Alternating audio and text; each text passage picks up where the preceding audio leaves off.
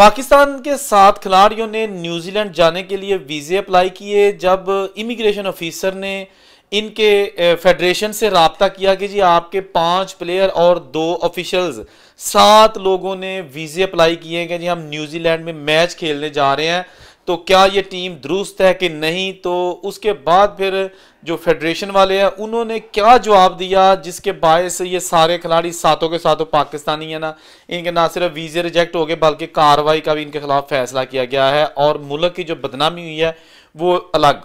हुआ कुछ यूँ है कि कुछ दिन पहले ये एक 7 रुकनी स्क्वाश की टीम थी जिनमें से ज़्यादातर का ताल्लुक खैबर पख्तूनख्वा से था, और ये खैबर पख्तूनख्वा के जो एक डायरेक्टर थे ना स्क्वाश के, उनके लेटर हेड पर इन्होंने वीज़े अप्लाई किए थे ताकि 3 मार्च को जो वहाँ पर न्यूजीलैंड में स्क्वाश का न्यूजीलैंड ओपन स्क्वाश टूर्नामेंट मुनक्कद हो रहा है, हमने जो उसमें शिरकत करनी है एज अ पाकिस्तानी टीम।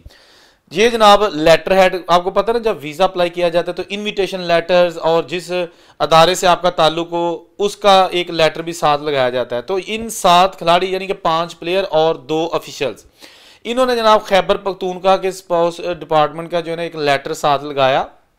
उसके बाद इन्होंने वीज़े अप्लाई कर दिए।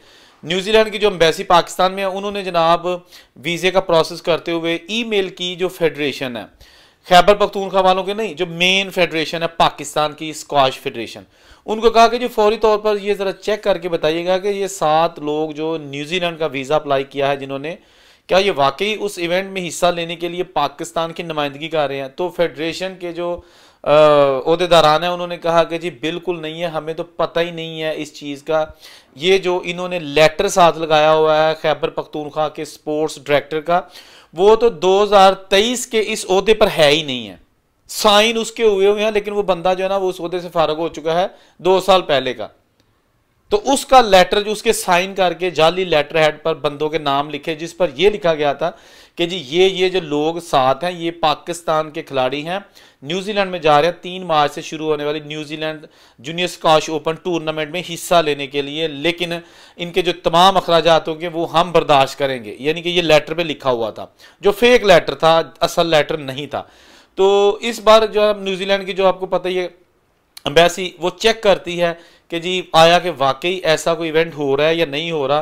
तो ये जनाब उन्होंने ना सिर्फ वीज़ा देने से इनकार कर दिया बल्कि उन्होंने आला हुकाम को लिख दिया कि इनके खिलाफ कार्रवाई की जाए। इससे पहले थाईलैंड में अभी सिर्फ 2 महीने पहले थाईलैंड में पाकिस्तान के 11 प्लेयर जनाब वो साइकिलिस्ट थे या कोई एथलीट थे, वो जनाब उन्होंने शलवार कमीज़ें और चप्पल जूते पहने हुए थे, वो थाईलैंड एयरपोर्ट पर जाकर उतर गए और उन्होंने कहा कि जी यहाँ पर एक इवेंट हो रहा है, हमने वहाँ पर जाना है और उसमें शिरकत करनी है।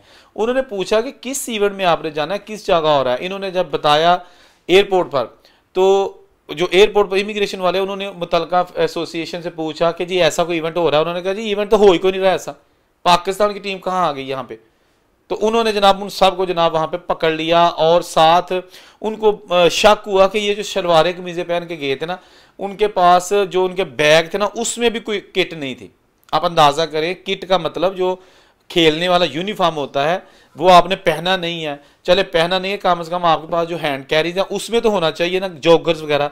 तो उनकी तलाशी ली गई, उसमें कुछ नहीं निकला गया और उनके खिलाफ फिर वहाँ पे कार्रवाई की गई। ये वो चीज़ें हैं जिसकी वजह से पाकिस्तान की बदनामी होती है।